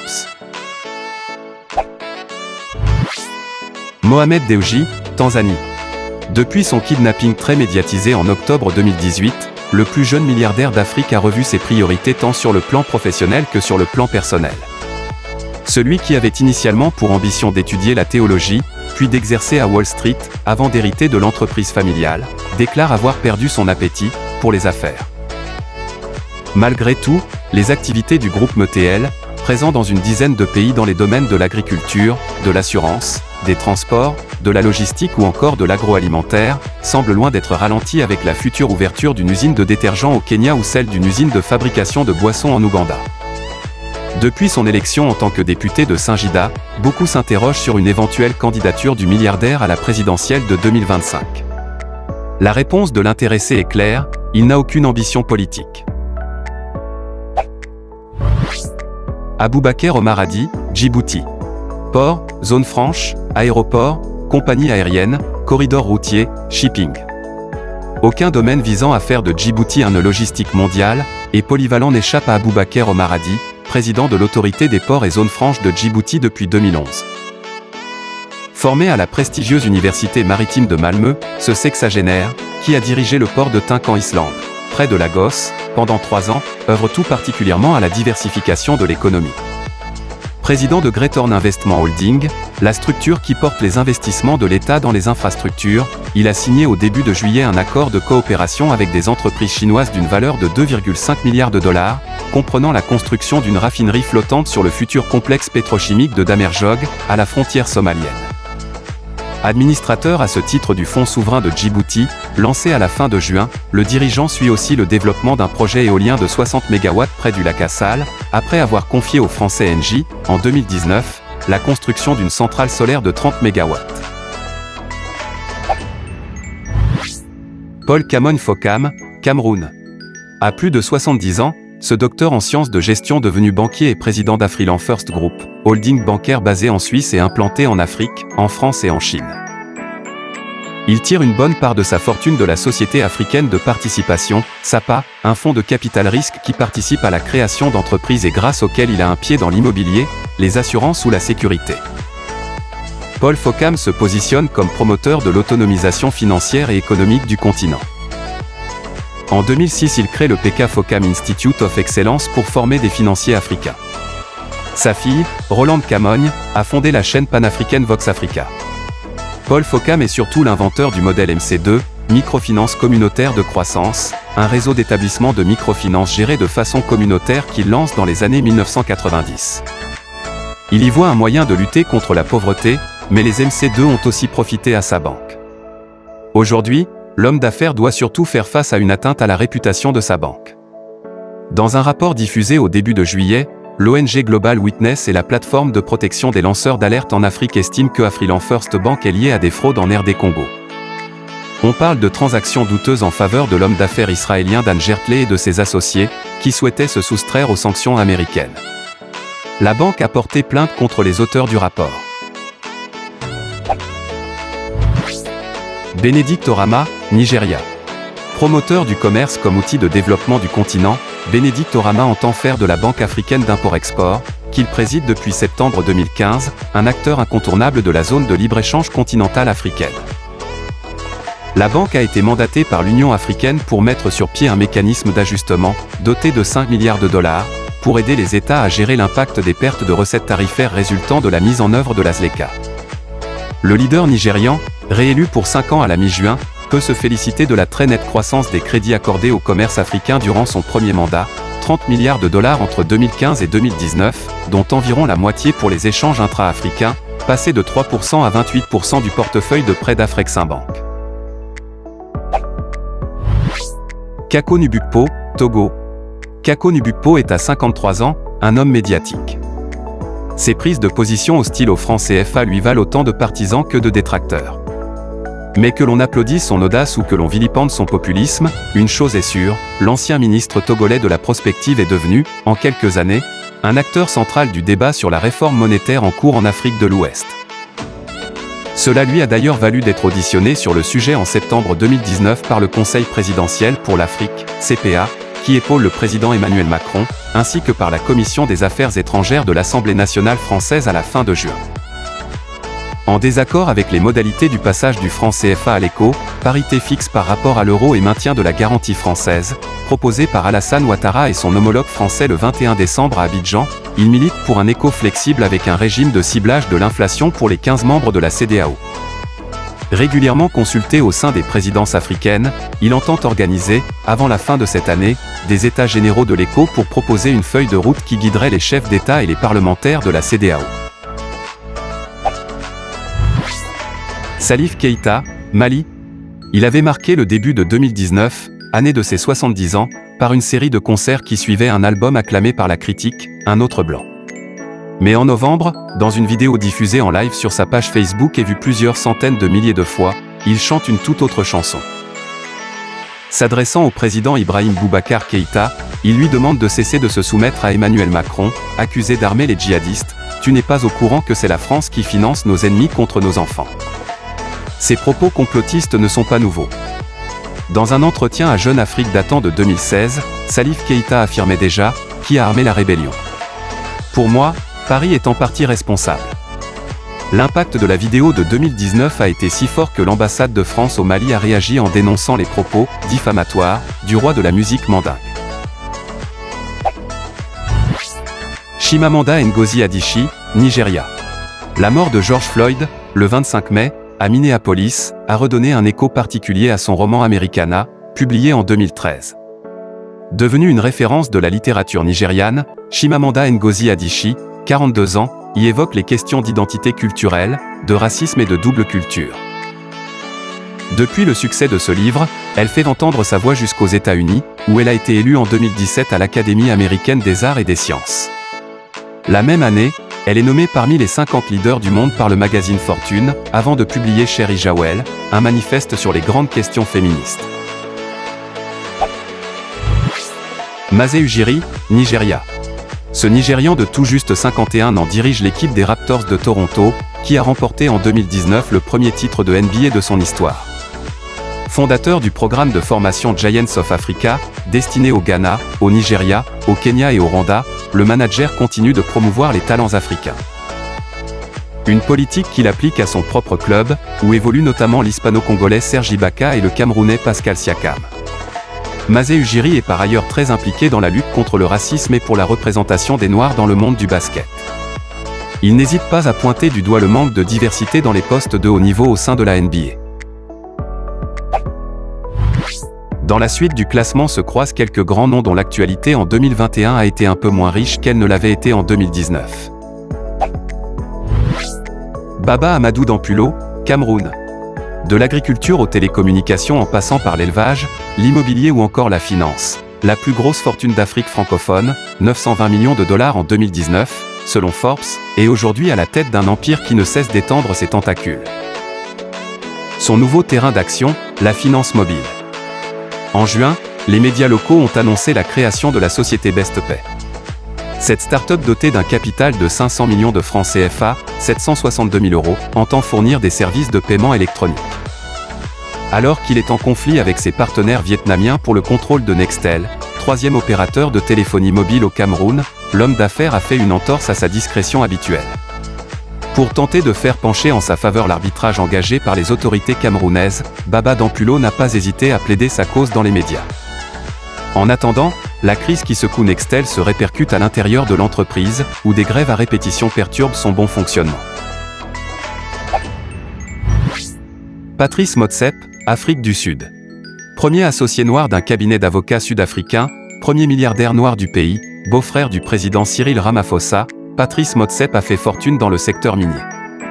Né à Soweto en 1962, il a effectué une partie de ses études aux États-Unis, avant de revenir dans son pays et de militer à l'ANC. Très sensible au sort des populations noires d'Afrique du Sud, il s'engage en leur faveur et effectue de nombreux dons, soit directement soit via la Motsepe Foundation, qui est particulièrement active dans les domaines de la santé et de l'éducation. En janvier 2020, c'est le faux pas. Lors d'un dîner organisé au Forum économique mondial de Davos, il lance au président américain Donald Trump « L'Afrique aime l'Amérique. L'Afrique vous aime ». Rapidement relayée sur les réseaux sociaux, la déclaration vaut à Patrice Motsepe un flot d'injures et d'attaques. Le milliardaire rectifie rapidement le tir, explique que son but était simplement d'encourager le dialogue entre l'administration américaine et les entrepreneurs africains, avant de reconnaître qu'il n'avait pas à s'exprimer au nom de qui que ce soit. Malgré ses excuses, la petite phrase continue de lui coller à la peau. Dambisa Moyo, Zambie. Sa notoriété et son influence mondiale, la Zambienne de 52 ans, née à Lusaka et diplômée d'Oxford et de Harvard, les a bâtis en quelques livres chocs. Dans Dead, paru en 2009, elle assure que l'aide au développement ne fait qu'accroître la pauvreté dans les pays qui la reçoivent. L'ouvrage est un best-seller, et fait immédiatement de Dambisa Moyo une voix qui compte, l'hebdomadaire américain Time l'intégrant à son classement des 100 femmes les plus influentes de la planète. Suivez How the West Was Lost, en 2011, sur le déclin des puissances occidentales, puis Winner Take All, en 2012, dans lequel elle analyse l'appétit grandissant de la Chine pour les ressources naturelles du reste du monde et la place de plus en plus centrale que Pékin va occuper. Devenue incontournable, l'économiste, qui vit maintenant à Londres, est sollicitée sur tous les grands sujets, et naturellement, elle a été appelée à s'exprimer sur la crise économique née du Covid-19. Elle plaide en faveur d'un plan Marshall pour l'Afrique, et prédit que dans le monde post-pandémie les États vont retrouver un rôle plus important. Mark Bristow, Afrique du Sud. Pionnier de l'exploitation du métal jaune en Afrique de l'Ouest avec Randgold, qu'il a fondé en 1995, le bouillonnant sud-africain Mark Bristow est désormais à la tête du numéro 2 mondial du secteur de l'or, Barrick, avec lequel il a fusionné sa première compagnie en janvier 2019. Depuis cette opération, il exploite des mines sur tous les continents, et plus seulement en Afrique, mais en gardant le modèle qui a fait le succès de Randgold, une direction générale réduite à son strict minimum, centrée sur les performances opérationnelles et sachant déceler des opportunités de classe mondiale, c'est-à-dire pouvant produire chacune plus de 500 000 onces par an. Depuis cette opération, il exploite des mines sur tous les continents, et plus seulement en Afrique, mais en gardant le modèle qui a fait le succès de Randgold, une direction générale réduite à son strict minimum, centrée sur les performances opérationnelles et sachant déceler des opportunités de classe mondiale, c'est-à-dire pouvant produire chacune plus de 500 000 onces par an. Constamment sur le terrain, connu pour son franc-parler vis-à-vis des gouvernements sur les questions de gouvernance et de réglementation, Mark Bristow a fait émerger en Afrique de l'Ouest et en RD Congo une génération de cadres locaux compétents qui sont désormais aux manettes des sites africains de Barrick. Assalfo Salif Traoré, Côte d'Ivoire. C'est peut-être la décision la plus difficile qu'il a dû prendre depuis qu'il a créé le Festival des musiques urbaines d'Anoumabo, à Abidjan. En mars, Salif Traoré, dit Assalfo, a dû, la mort dans l'âme, annuler la 13e édition du festival, qui devait notamment accueillir Youssou N'Dour, Koffi Olomide et VG Dream. Nous ne voulions pas mettre en place un foyer de contamination, nous explique-t-il. L'artiste et homme d'affaires de 41 ans s'est donné jusqu'à septembre pour trancher la question du report du festival d'ici à la fin de l'année. En attendant d'y voir plus clair, il doit encaisser un autre coup dur avec l'annulation de la tournée internationale de son groupe Magic System. Ces contretemps ont néanmoins permis à Salif Traoré de se poser une nouvelle fois en businessman responsable, qui place la santé au-dessus des enjeux financiers. Et le confinement n'empêche pas le stratège d'afficher son soutien à différentes personnalités politiques, ambassadeurs, préfets d'Abidjan, première dame, sans choisir de camp, sinon celui des Ivoiriens, comme toujours. Fally Ipupa, RD Congo. Pointé du doigt pour sa proximité, qu'il conteste avec l'ex-président Joseph Kabila et son successeur, Félix Tshisekedi, l'Aigle du Congo, a failli voir son concert à l'Accor Hotels Arena de Paris annulé, à la fin de février, sous la pression d'opposants congolais radicaux. Après le succès de sa prestation, le chanteur a annoncé la sortie du titre Allo Téléphone, extrait de son album Tokos 2. Diffusée en juin sur toutes les plateformes de streaming, la chanson a comptabilisé 1 million de vues 48 heures après sa mise en ligne. Réputée pour ses pas de danse et sa maîtrise de la rumba congolaise, Fally Ipupa est également connu pour son engagement en faveur des victimes de violences sexuelles dans son pays natal. Il s'est impliqué dans la lutte contre la pandémie de Covid-19 en distribuant près de 2500 masques par l'intermédiaire de la Fally Ipupa Foundation et en offrant un chèque de 20 000 € aux responsables de l'hôpital de Panzi, à Kinshasa. Ces fonds représentent 10% du cachet obtenu par l'artiste pour se produire à Paris. Alioune Ndiaye, Sénégal. En janvier, le Sénégalais Alioune Ndiaye inaugurait fièrement le nouveau siège Afrique d'Orange, qu'il dirige depuis 2018, à Casablanca. À charge maintenant pour le diplômé de l'Institut Mines Telecom Business School et de l'Université Paris-Dauphine, longtemps à la tête de la filiale sénégalaise du groupe Sonatel, de concrétiser les objectifs financiers fixés par son PDG, Stéphane Richard. D'ici à 2025, Orange ambitionne de réaliser 20% de son chiffre d'affaires en Afrique. Pour y parvenir, Alioune Ndiaye lancera en fin d'année Orange Bank en Côte d'Ivoire, avant de cibler d'autres pays de l'Union économique et monétaire de l'Ouest africain. Surtout, il essaiera de décrocher une licence en Éthiopie, pays de plus de 100 millions d'habitants, qui a décidé d'ouvrir le secteur des télécoms à la concurrence et d'entrer sur un autre grand marché, Afrique du Sud, Nigeria, ou, pourquoi pas, Algérie. Ces projets pourraient être financés grâce à l'introduction en bourse du holding qui réunit toutes les opérations africaines de l'opérateur. Mahmoud Dicko, Mali. Un imam peut-il devenir un jour président du Mali? La question n'a rien d'incongru quand on voit les démonstrations de force dont est capable Mahmoud Dicko. Le 5 juin, son appel réunit une foule immense à Bamako. Le credo des manifestants, Ibrahima Boubacar Keïta doit démissionner. À la tribune, le leader religieux attaque frontalement le président du Mali, qu'il avait pourtant soutenu en 2013. Cette fois, Ibeka le regrettera, et sa sortie du pays sera violente, prévient-il. Né en 1954 à Tonka, dans la région de Tombouctou, chantre de l'islam wahhabite, ce père de famille de 10 enfants s'est formé en Mauritanie et en Arabie Saoudite. En avril 2020, il quitte la présidence du Haut Conseil islamique du Mali, continue de prêcher dans sa mosquée de Badalabougou, sur la rive sud de Bamako, et répond à de nombreuses sollicitations. À son domicile, les personnalités viennent plaider leur cause et malgré leurs divergences, le président Ibeka l'a souvent consulté. Mais la crise politique actuelle a confirmé l'imam dans son rôle d'opposant. Devenu l'un des leaders du mouvement du 5 juin Rassemblement des forces patriotiques, il appelle au calme tandis que ses partisans, craignant son arrestation, ont transformé le quartier qui entoure sa mosquée en camp retranché. Black Coffee, Afrique du Sud. Sur sa page Facebook, suivie par près de 2,2 millions de fans, l'icône de la house sud-africaine enrage de ne pas mixer l'été de 2020 à Ibiza, comme il le fait d'habitude. Et promet la tempête, pour 2021. Le musicien de 44 ans n'est pourtant pas resté les bras croisés ces derniers mois, malgré le confinement. Il a notamment réalisé des concerts depuis chez lui afin de récolter des fonds pour venir en aide aux Sud-Africains les plus démunis. Sa campagne, Homebrewed, lui a permis de réunir plus de 31 000 $. Didier donc, mais aussi chanteur, producteur et propriétaire du label Soulistic Music, Nkosinati Innocent Mafumulo, de son vrai nom, s'est autant imposé comme artiste que comme businessman. Selon le magazine Forbes, sa fortune s'élève à 60 millions $, ce qui fait de lui le deuxième musicien le plus riche d'Afrique, derrière Akon. Denis Mukwege, RD Congo. Denis Mukwege est un homme intransigeant. Dès le mois de mars, le médecin, prix Nobel de la paix 2018, s'engage dans la lutte contre le coronavirus au sein d'un comité ad hoc dans sa province du Sud Kivu.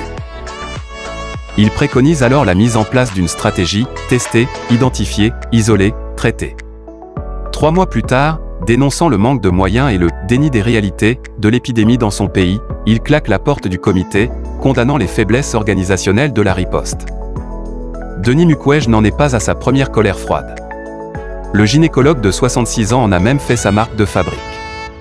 La médecine est sa mission, pas la diplomatie. Dénonçant sans relâche l'impunité du viol comme arme de guerre, ne mâchant pas ses mots face aux États, selon lui complice, Denis Mukwege est à la fois respecté et craint. Placé sous protection depuis qu'il a fait l'objet d'une tentative d'assassinat, en 2012, le pasteur pentecôtiste se taille peu à peu une stature de vieux sage, la voix posée mais le verbe haut. Matshidiso Moeti, Botswana, Afrique du Sud. Le docteur Matshidiso Moeti est la première femme à occuper le poste de directrice régionale de l'Organisation mondiale de la santé pour l'Afrique, dont le siège est à Brazzaville. Nommée en février 2015, elle a été reconduite dans ses fonctions au début de 2020. À ce poste, la Botswanaise a dû faire face aux épidémies d'Ebola et de choléra avant d'affronter le Covid-19. Travaillant pour le département Afrique de l'OMS depuis près de 22 ans, Matshidiso Moeti est à l'origine de l'initiative des chefs d'État africains, lancée en février 2019, qui vise à accroître les investissements dans le domaine de la santé en vue d'instaurer la couverture santé universelle à l'échelle du continent. Akinwumi Adesina, Nigeria. Il y a un an, Akinwumi Adesina s'imaginait réélu par acclamation à la présidence de la Banque africaine de développement, poste qu'il occupe depuis septembre 2015. En octobre 2019, après d'intenses négociations avec les actionnaires non africains de l'institution, États-Unis en tête, il a obtenu le doublement, à 208 milliards de dollars, du capital autorisé de la BAD. Une révolte interne a ruiné le scénario idyllique du leader nigérian. Au début de janvier, des lanceurs d'alerte ont adressé au comité d'éthique de l'institution une longue liste de griefs parvenus à Jeune Afrique contre la gouvernance, le management et divers financements approuvés sous sa présidence. Véritable scandale ou manœuvre d'intrigants. Les avis restent partagés, malgré un rapport du comité d'éthique rejetant sommairement, en mai, les allégations des salariés.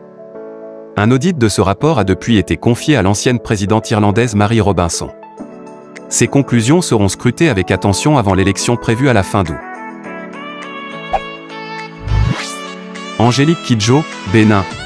Star incontestée de la musique africaine depuis 3 décennies, Angélique Kidjo a remporté en début d'année 2020 son 5e Grammy Award, face à un Burna Boy donné largement favori. Née dans un environnement propice à la créativité, d'une mère chorégraphe et d'un père photographe, la chanteuse béninoise allie musique africaine et musique occidentale. Celle qui inspire la jeune génération d'artistes du continent est également connue pour son militantisme. À travers la fondation Batonga, qu'elle a créée en 2006 au Bénin, elle s'engage en faveur de l'autonomie et de l'éducation des adolescentes en Afrique subsaharienne. Également ambassadrice de bonne volonté de l'UNICEF depuis 2002, à tout juste 60 ans, elle s'investit dans la lutte contre le coronavirus. Elle vient de reprendre le titre Pata Pata, de la sud-africaine Myriam Makeba, pour le compte de l'organisation onusienne, en adaptant les paroles afin de sensibiliser aux gestes barrières. Ade Ayemi, Nigeria. S'il espérait connaître une année plus calme, c'est raté. Celui qui bataille face aux actionnaires et aux syndicats depuis ses débuts à la tête d'Ecobank en 2015, pour cause de dividendes toujours repoussés et de baisse continue des effectifs, fait face aujourd'hui à un énième défi. Et non des moindres, l'impact économique du Covid-19. Le Cost Killer, comme on le surnomme, a tranché dès la fin de mars. L'année s'annonce exceptionnellement trouble. Depuis son bureau de Lomé, le Nigérian pilote un paquebot qui compte 15 000 employés et gère pas moins de 23 millions de clients répartis dans 35 pays d'Afrique. Une tâche ardue, tout particulièrement en période de distanciation physique et de croissance en berne. Mais le banquier, qui a fait ses classes au sein de Citigroup, essaie de rester optimiste. La crise nous permet de penser l'économie d'après, a-t-il ainsi déclaré. Si nous prenons les bonnes décisions, nous pourrons en sortir renforcés. Koos Baker, Afrique du Sud. Né à Potchefstroom en 1952, Koos Baker est à la tête d'une fortune estimée à 2,3 milliards de dollars. Après un début de carrière dans la publicité, il fonde Mnet, avec quelques jeunes collègues, l'un des 2 premiers services payants de télévision en Afrique du Sud. En 1997, il devient le PDG du groupe de médias Naspers et y met en place un système de rémunération bien particulier. Il ne touche ni salaire, ni bonus, ni avantages, recevant uniquement des stock options. En 15 ans, la capitalisation boursière de Naspers est passée d'environ 1,2 milliard de dollars à 45 milliards de dollars. Abdul Samad Rabiu, Nigeria. C'est un rival d'Aliko Dangote, figure indéboulonnable du haut du classement, qui fait son entrée dans le palmarès de cette année. Abdul Samad Rabiu, 60 ans, originaire lui aussi de Kano, est la 8e fortune d'Afrique, selon le magazine Forbes. Après avoir commencé sa carrière d'entrepreneur dans l'import de riz, de sucre et d'autres matières premières, le patron de BUA Group défend aujourd'hui les capacités de production du pays qu'il a vu naître. À la tête d'un empire qui s'étend du ciment à l'agro-industrie, en passant par l'immobilier et la logistique portuaire, celui que l'on dit proche du vice-président Yemi Osinbajo déclare désormais « Il n'y a pas de raison que le Nigeria importe sa nourriture ». John Kengazong, Cameroun. John Kengazong est le premier membre de sa famille à avoir poursuivi des études supérieures. Aujourd'hui sexagénaire, il pilote à l'échelle continentale la réponse sanitaire à la pandémie de Covid-19. Depuis Addis Abeba, où il dirige les centres africains de prévention et de lutte contre les maladies, Africa CDC, un organe de l'Union africaine créé il y a seulement 3 ans, il conseille gouvernement et population. Il y coordonne aussi l'acheminement des tests de dépistage et des équipements de protection individuelle. Virologue de formation, ce spécialiste du VIH a passé 20 ans au sein des CDC américains, en poste à Abidjan puis à Atlanta, où il a acquis une connaissance fine des questions de santé publique. Calme et pédagogue, il s'insurge néanmoins contre le manque de moyens alloués à la prévention des maladies. Il lutte actuellement pour généraliser le port du masque et ne ménage pas ses efforts pour que l'Afrique prenne part à la création d'un vaccin efficace contre le coronavirus. Winnie Byanyima, Ouganda. Engagée de longue date en faveur des droits des femmes, l'Ougandaise est depuis 2019 la première femme à diriger l'ONU-SIDA. Sa première mission est de restaurer les comptes et la crédibilité de l'organisation, épinglée pour sa mauvaise gestion. Winnie Byanyima est née en 1959 à Marara. Son père est alors engagé en politique, tandis que sa mère, enseignante, est une militante des droits de l'homme. Diplômée en tant qu'ingénieure aéronautique au Royaume-Uni, elle rejoint la rébellion armée qui portera Yoweri Museveni au pouvoir en Ouganda, puis se construit une brillante carrière internationale, Union africaine, PNUD et Oxfam. Familière du Forum économique de Davos, cette féministe y porte la voix des plus vulnérables et s'en prend ouvertement aux plus grandes fortunes à propos des inégalités mondiales. Antoinette Sayeh, Libéria. Numéro 2 du Fonds monétaire international depuis le 16 mars, la Libérienne connaît parfaitement l'institution. Avant d'en être nommée directrice générale adjointe pour seconder la Bulgare Kristalina Georgieva, elle a passé 8 années à la tête du département Afrique du FMI, de 2008 à 2016, gérant plusieurs dossiers épineux. Coordination d'un financement à taux nul pour les pays les plus touchés par l'épidémie de fièvre hémorragique Ebola en 2015, suspension de l'aide au Mozambique en 2016 après le scandale de la dette cachée, etc. Cette titulaire d'une licence en économie et d'un doctorat en relations économiques internationales a également servi au sein de la Banque mondiale pendant 17 ans. Ministre libérienne des Finances de 2006 à 2008, elle peut se targuer d'être parvenue à apurer les dettes de son pays auprès du FMI. Un atout dans la perspective d'une extension du moratoire sur la dette auprès de certains pays africains. Zozibini Tunzi, Afrique du Sud. Avec ses cheveux courts et crépus et sa peau ébène, la Sud-Africaine Zozibini Tunzi est entrée dans l'histoire à l'âge de 26 ans en devenant l'une des 5 femmes noires couronnées lors de concours de beauté majeurs. Plus encore, elle est la première d'entre elles à porter ses cheveux naturels. Le soir de son élection, dans un discours engagé pour la cause féminine, la Miss Univers 2019 a déclaré vouloir tout faire pour encourager les jeunes filles à prendre confiance en elles. Elle a aussi exprimé le souhait de voir les normes de beauté évoluer. Depuis son sacre, la jeune femme, qui est la première sud-africaine noire à remporter l'élection, s'est fortement engagée dans la lutte pour les droits des femmes et des minorités. Mossadegh Bali, Mali. Osez. C'est l'appel qu'aime lancer l'influent homme d'affaires malien Mossadegh Bali aux jeunes Africains. Le patron de la chaîne Azalaï n'a pas manqué d'audace en 1993, pour vivre sa propre aventure entrepreneuriale. Il a quitté l'entreprise familiale. 27 ans plus tard, et malgré un franc succès, il est à la tête d'un groupe hôtelier 100% africain qui compte aujourd'hui 10 luxueux établissements en Afrique de l'Ouest. Mossadegh Bali, 59 ans, ne compte pas s'arrêter en si bon chemin. Alors que ces établissements sont principalement implantés dans les pays francophones, il entend poursuivre son rêve africain en investissant au Nigeria, au Ghana ou encore dans des pays d'Afrique centrale, comme le Cameroun et le Rwanda. Alors que ces établissements sont principalement implantés dans les pays francophones, il entend poursuivre son rêve africain en investissant au Nigeria, au Ghana ou encore dans des pays d'Afrique centrale, comme le Cameroun et le Rwanda. Siya Kolisi, Afrique du Sud. Premier capitaine noir de l'équipe sud-africaine de rugby, Siya Kolisi a soulevé le trophée William Webb Ellis le 2 novembre 2019, à l'issue de la finale de la Coupe du Monde remportée face aux Anglais. Élevé par sa grand-mère dans un township de Zwijd, près de Port Elizabeth, il se passionne très tôt pour le rugby. Il obtient en 2004, à l'âge de 12 ans, une bourse pour intégrer la Grey High School, où sport et études sont mis à l'honneur dans un environnement privilégié. Ses aptitudes physiques exceptionnelles et son sens du jeu lui font connaître sa première sélection avec les Springboks en juin 2013. Sa promotion en tant que capitaine, en 2018, fut un symbole fort dans un pays marqué par l'apartheid, où le rugby reste l'apanage de la minorité blanche. Aziz Akanouche, Maroc. Nombreux le voient déjà comme le prochain chef de gouvernement du royaume.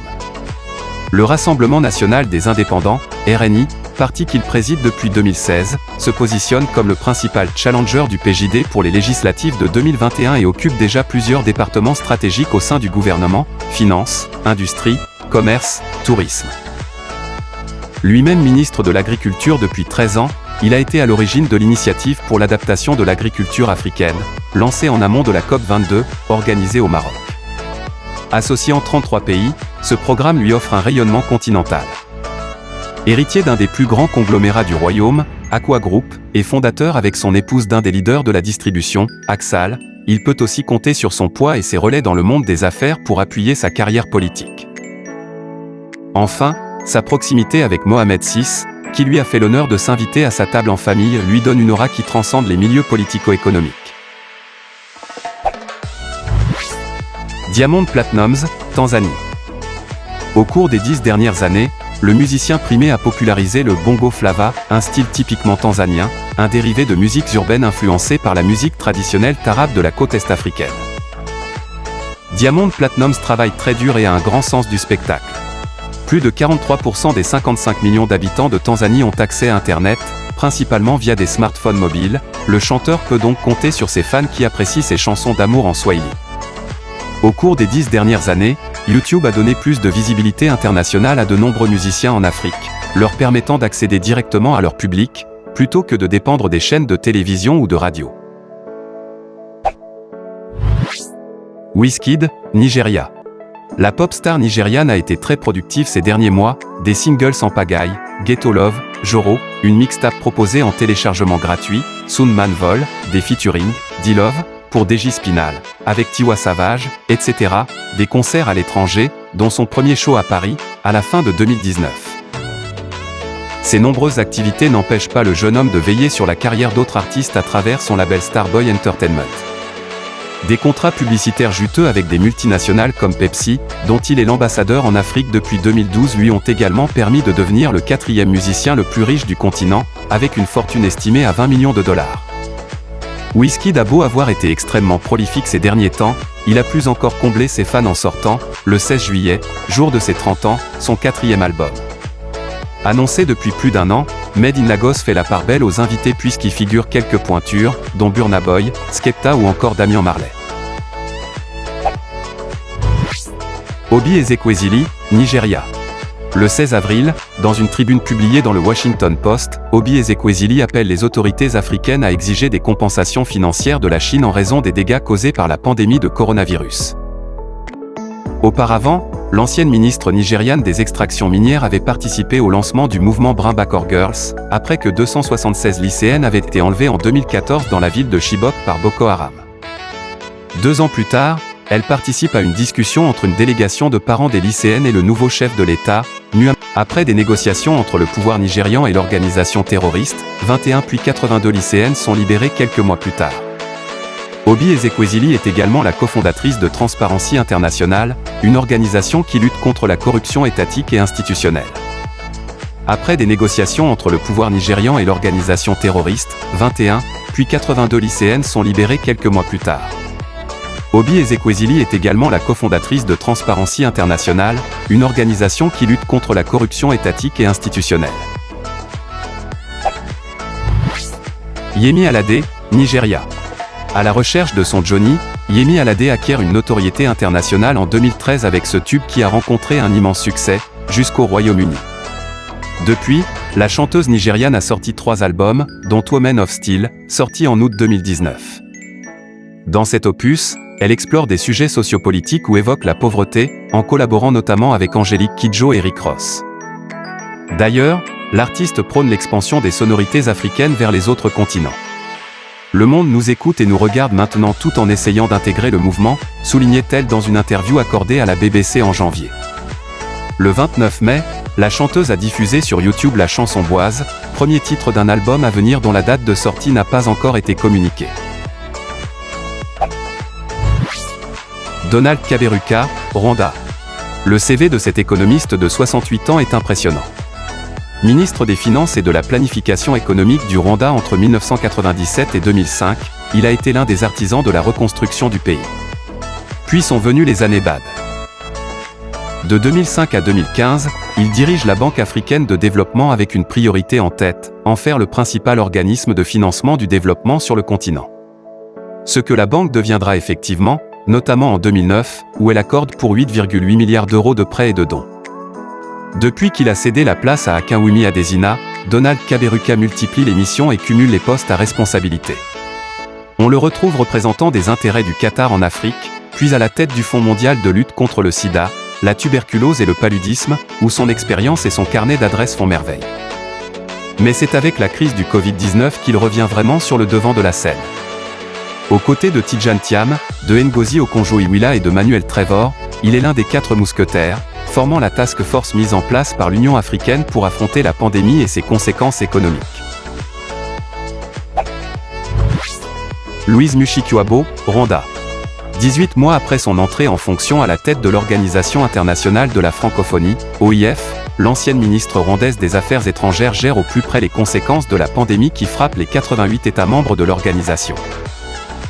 Le 18e sommet de l'OIF, qui devait se tenir en décembre à Tunis, et l'édition 2021 des Jeux de la francophonie ont dû être reportés à des jours meilleurs, ce qui laisse à cette proche de Paul Kagame le temps d'achever l'un de ses chantiers prioritaires, la restructuration d'une institution multilatérale aussi bureaucratique qu'éparpillée.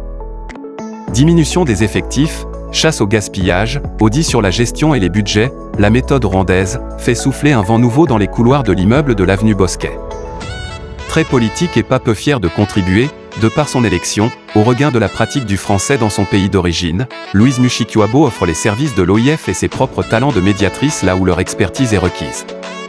À savoir, Guinée, Madagascar, Niger, Cameroun, RD Congo, Togo, Centrafrique, Côte d'Ivoire, etc.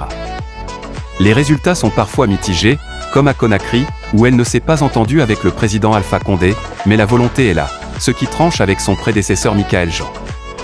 Nous avons prévu d'être partout, dit-elle, tout en regrettant que la francophonie soit une organisation sous-vendue, qui peut être même se sous-estimer. Il reste un peu plus de 2 ans à celle qui revendique son indépendance, personne ne me dicte ma conduite, pour rendre son premier bilan. Avant un éventuel second mandat. Vera Sango, Cameroun. Économiste réputé, secrétaire exécutif de la Commission économique pour l'Afrique, CEA, des Nations Unies, Vera Sango fait partie des experts qui plaident pour un moratoire sur la dette africaine.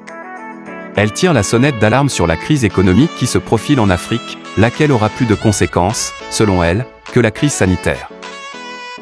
Camerounaise anglophone ayant grandi à Bamenda, Vera Sango, 53 ans, a effectué la majeure partie de sa carrière à la Banque mondiale, 1998 à 2016, avant de rejoindre la CEA, en avril 2017, pour prendre la suite du Bissau-Guinéen Carlos Lopez.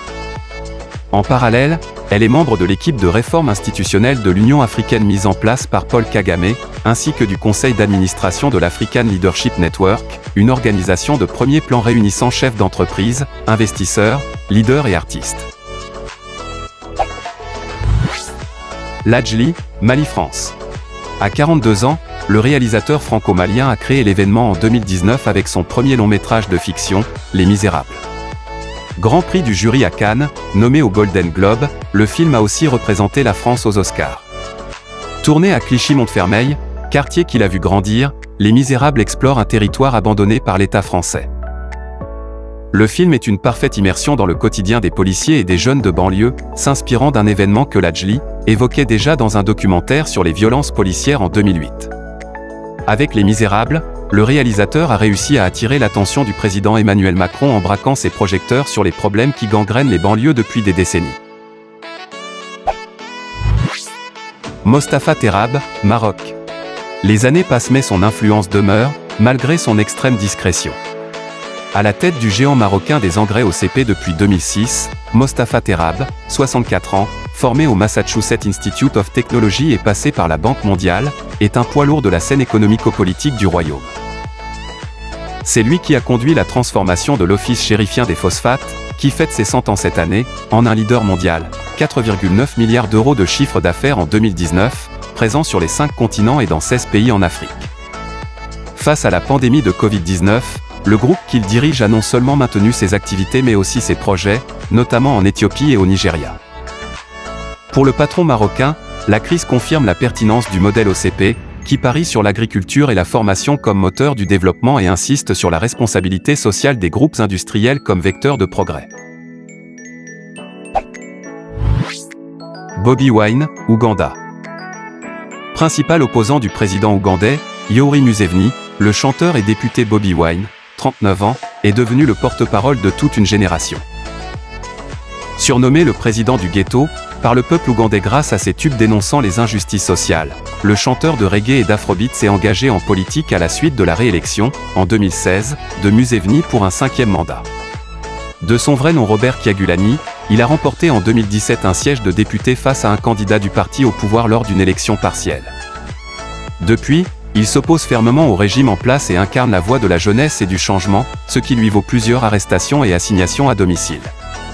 En juillet 2019, l'homme au bonnet rouge a annoncé son intention de briguer la présidence lors du scrutin de 2021. Très impliqué dans la campagne dont Go Viral contre les fausses informations, Bobi Wine a mis en ligne, le 25 mars, une nouvelle chanson, Coronavirus Alert, pour sensibiliser les Africains au danger de la pandémie. Mohamed Salah, Égypte. Avec Sadio Mané, son coéquipier chez les Rays, Mohamed Salah, qui a le même âge, 28 ans, cumule les titres. Un peu mieux payé que le Sénégalais, Salah fait partie des meilleurs joueurs mondiaux à son poste, même s'il est parfois critiqué pour ses excès d'individualisme. En dehors du terrain, il se révèle plus dépensier que Sadio Mané, mais il soutient aussi activement différentes œuvres humanitaires, notamment dans sa ville natale de Nagrig. L'Égyptien, qui se tient soigneusement à l'écart du jeu politique, il n'a jamais exprimé la moindre opinion sur le sujet, jouit d'une popularité immense dans son pays. Le régime du très autoritaire Abdel Fattah al-Sisi ne l'ignore pas et le sait. C'est une grande spécialité des chefs d'État africains, tirer profit de l'image du joueur, véritable icône nationale. Davido, Nigeria. Avec une fortune estimée par le magazine Forbes à 24 millions de dollars, David Adedeji Adeleke de son vrai nom, est devenu, devant Wizkid, le musicien le plus riche du Nigeria. Ce fils de milliardaire a su capitaliser sur sa popularité à l'étranger.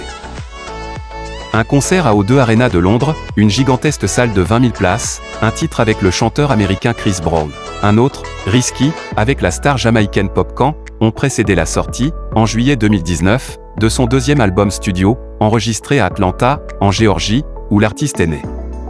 Plus récemment, le playboy de 27 ans s'est mué en philanthrope. Il s'est engagé à reverser les profits de la vidéo de son nouveau titre, Dolce & Gabbana, à un fonds de recherche sur le coronavirus. L'artiste a été touché de près par la pandémie puisque sa fiancée, Chioma Rowland, a été testée positive et qu'il s'est lui-même confiné 14 jours à titre préventif. Trevor Noah, Afrique du Sud. Fils d'un Suisse et d'une Sud-Africaine, l'humoriste et animateur vedette est né en 1984 à Johannesburg, en plein apartheid, quand le mariage entre noirs et blancs était encore illégal. Comme il l'explique dans son autobiographie, il était donc un crime. Après le départ de son père, sa mère se remarie avec un homme alcoolique et violent. Trevor Noah exploitera cette enfance chaotique dans ses spectacles.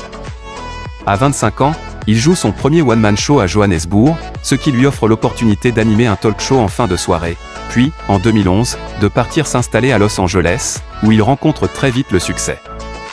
Fort de cette popularité aux États-Unis, l'humoriste fait de plus en plus entendre sa voix. Il vient d'établir un parallèle entre le mouvement Black Lives Matter et la commission Vérité et Réconciliation de l'après-apartheid, dans les années 1990. Pour l'instant, il n'y a pas eu de réconciliation, mais la vérité est en train d'éclater, a-t-il déclaré. Tewol Gebre Mariam, Éthiopie. Après avoir géré, en 2019, la catastrophe du crash du Boeing 737 MAX, Tewolde Gebremariam, directeur général d'Ethiopian Airlines, ne s'attendait peut-être pas à traverser dès l'année suivante la pire turbulence de l'histoire du secteur aérien, avions cloués au sol, frontières fermées. Si la compagnie éthiopienne estime à $1 milliard le manque à gagner causé par la crise sanitaire, celui qui fête sa 10e année à la tête de l'entreprise symbolise encore une fois la bonne résistance d'Ethiopian face aux épreuves. Le transporteur, qui a assuré 40 vols de rapatriement par semaine depuis le début de la crise sanitaire, a réussi à dégager des revenus, 120 à 150 millions de dollars par mois, lui permettant d'honorer les paiements des frais fixes, en accroissant fortement ses capacités cargo. Un tel résultat n'aurait pas été possible si Tewolde Gebremariam n'avait pas été l'artisan de la diversification des activités du géant des airs d'Addis Abeba. Sadio Mané, Sénégal. Après la Ligue des Champions, en 2019, Sadio Mané, 29 ans, vient de remporter pour la première fois le prestigieux championnat d'Angleterre avec Liverpool. Le Casamançais, considéré comme un des meilleurs attaquants du monde, est aussi l'un des plus chers. Sa valeur marchande est estimée à 140 millions d'euros, une somme que le Real Madrid ou le Paris Saint-Germain, qui n'ont jamais caché leur intérêt pour lui, sont capables d'aligner. Mané, qui gagne très bien sa vie en Angleterre, 9,1 millions d'euros par an, hors primes et contrats publicitaires, reste très discret sur ce sujet. Réputé pour sa simplicité, le Sénégalais n'hésite pas à mettre la main à la poche pour aider son pays, comme il l'a fait lors de la crise du Covid-19, et plus particulièrement sa région natale en finançant, à Bambali, le village où il est né, la construction d'un lycée, d'une mosquée et d'un hôpital. Moussa Faki Mahamat, Tchad. Le président de la Commission de l'Union africaine remplira-t-il pour un second mandat en février 2021 ? En poste depuis 2017, l'ancien ministre tchadien des Affaires étrangères ne s'est pas formellement déclaré candidat, mais il apparaît comme le favori logique à sa propre succession. Avec une méthode aux antipodes de celle de son prédécesseur, la Sud-Africaine Nkosazana Dlamini Zuma, Moussa Faki Mahamat, plus conciliateur et pragmatique, à en croire certains diplomates, peut revendiquer plusieurs succès lors de son premier mandat. L'un d'entre eux est la signature à Kigali, en mars 2018, de l'accord sur la zone de libre-échange continentale africaine, ZLECA, ratifié depuis par suffisamment de pays pour entrer en vigueur. D'autres défis, comme celui de la réforme de l'Union africaine, connaissent un bilan plus mitigé. Cette ultime année de mandat a jusque-là été largement consacrée à la gestion de la réponse africaine face au coronavirus, qu'il pilote avec le président en exercice de l'UA, le Sud-Africain Cyril Ramaphosa. Tidjane Thiam, Côte d'Ivoire, France. 2020 restera une année charnière à plus d'un titre pour Tidjane Thiam. Au cours des 6 derniers mois, le banquier franco-ivoirien de 58 ans a eu en février la surprise de devoir quitter les fonctions qu'il occupait depuis juillet 2015 à la direction générale de Crédit Suisse, puis la douleur de perdre quelques mois plus tard son fils Bilal des suites d'une longue maladie. Depuis son départ de Zurich, il est annoncé un peu partout. Il se contente pour l'instant de faire partie de la task force mise en place en avril par l'Union africaine pour collecter des fonds à l'étranger contre le Covid-19. Il a aussi rejoint, en juin, le conseil d'administration du groupe de luxe français Kering. Des fonctions certes prestigieuses, mais bien loin des capacités montrées jusqu'alors par l'as africain de la finance internationale. Pressenti en France pour entrer dans le gouvernement remanié au début de juillet, c'est en Côte d'Ivoire qu'il est aujourd'hui attendu pour jouer un rôle politique, avant ou après l'élection présidentielle d'octobre 2020. Akon, Sénégal, États-Unis. En janvier, le chanteur américain de 48 ans a levé le voile sur un rêve fou, créer une ville futuriste et écologique, Akon City, dans son pays d'origine, le Sénégal. Et même si ce projet de 6 milliards de dollars frôle quelque peu la démesure, on est tenté de suivre Akon dans sa folie des grandeurs, d'autant que le rêve tend à se concrétiser. L'entreprise américaine Que International a ainsi décroché à la mi-juin le contrat de construction d'Akon City. D'une superficie de 2000 hectares et située près de Modiane, au sud de Dakar, la ville du futur fonctionnerait entièrement à l'énergie renouvelable, serait équipée de son propre aéroport et utiliserait la crypto-monnaie Ecoin. Et pour ceux qui pourraient encore douter des ambitions du rappeur, rappelons qu'il y a 5 ans il finançait des installations solaires dans plus d'une dizaine de pays du continent. Akon, qui a connu le succès aux États-Unis, croit plus que jamais en l'Afrique. Moulay Hafid El Alami, ministre marocain de l'Industrie et du Commerce, s'est montré rassurant et pragmatique chaque fois qu'il a pris la parole, exposant solutions et opportunités. Au point de figurer parmi les membres du gouvernement qui se sont le plus illustrés durant la crise. Moulay Hafid a très tôt compris qu'avec l'arrêt de l'activité des usines chinoises et la fermeture des frontières, le royaume devait se mobiliser pour éviter une pénurie de masques. Il a donc demandé au secteur privé d'adapter son outil industriel pour se lancer dans la fabrication d'équipements de protection. Avec une production qui a vite dépassé 10 millions d'unités par jour, le Maroc a pu se constituer un stock stratégique et exporter le surplus en Afrique et en Europe. Côté business, après avoir vendu sa compagnie d'assurance Saham en 2018 au Sud-Africain Sanlam, pour plus d'1 milliard de dollars, Moulay Hafid a créé un fonds d'investissement qui nourrit de grandes ambitions sur le continent africain et dont la gestion est confiée à son fils Moulay Mamed. Zweli Mkhize, Afrique du Sud. Il est l'une des figures majeures du monde médical en Afrique du Sud. En tant que ministre de la Santé, le Dr Zweli Mkhize est à 65 ans, en première ligne pour combattre l'épidémie de Covid-19. Natif de la région de Pietermaritzburg, il a suivi sa formation à l'université du KwaZulu-Natal, l'un des rares endroits où, dans les années 1970, les Noirs pouvaient étudier la médecine. En marge de son parcours dans le domaine de la santé, Zweli Mkhize s'est engagé très tôt en politique pour lutter contre le régime de l'apartheid. En 1976, il participe au mouvement de la conscience noire, de Steve Biko, avant de rejoindre 3 ans plus tard le mouvement syndical au sein duquel Cyril Ramaphosa prend peu à peu son envol. Dans les années 1990, Zweli Mkhize intègre l'ANC. En février 2018, il est nommé ministre de la Gouvernance coopérative et des Affaires traditionnelles. 15 mois plus tard, il devient ministre de la Santé. Naguib Sawiris, Égypte. Depuis qu'il a rejoint l'entreprise familiale, en 1979, Naguib Sawiris n'a cessé de contribuer à sa croissance et à sa diversification, jusqu'à faire d'Orascom le premier employeur du secteur privé en Égypte. Le milliardaire a notamment créé les branches chemin de fer et technologies de l'information et des télécommunications du groupe. Le succès de ses activités a convaincu la direction de scinder Orascom en plusieurs entités, Orascom Télécom, Orascom Construction, Orascom Hôtel et Développement et Orascom Télécom Holding. Cette dernière a connu une croissance rapide qui lui a permis de devenir le leader des télécommunications dans la région. Naguib Sawiris est par ailleurs actionnaire majoritaire d'Euronews, la chaîne européenne implantée à Lyon. Mais l'homme d'affaires est également connu pour son audace. En plein pic de la pandémie, il a réclamé que l'économie soit relancée, sans donner l'impression de se préoccuper de la dimension sanitaire de la crise, ce qui lui a valu les critiques de ses compatriotes, qui l'accusent de ne penser qu'à ses intérêts. Burna Boy, Nigeria. Summum de la consécration musicale, Burna Boy caracole en tête du dernier classement du magazine américain Billboard consacré aux 15 meilleurs artistes d'Afrique subsaharienne. Le palmarès se fonde notamment sur les ventes digitales et le nombre de vues en ligne sur la période de juin 2019 à juin 2020. Devant ses compatriotes Davido, 3e, et Wizkid, 5e, Burna Boy et ses 435,57 millions de vues s'imposent comme le patron des stars nigérianes contemporaines. Ses prises de position et ses frasques participent aussi de sa légende.